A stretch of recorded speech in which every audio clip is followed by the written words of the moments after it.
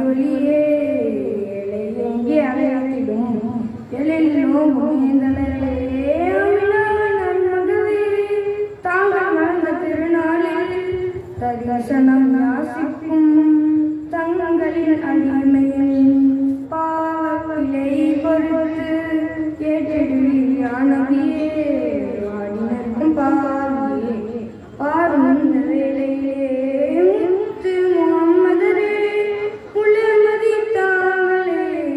அகிலத்தில் ஒரு தீரே அழியாத ஒளிவிளக்காய் அழியாத ஒளிவிளக்காய் ரஹ்மானி புண்ணிய நேசராய் வந்தது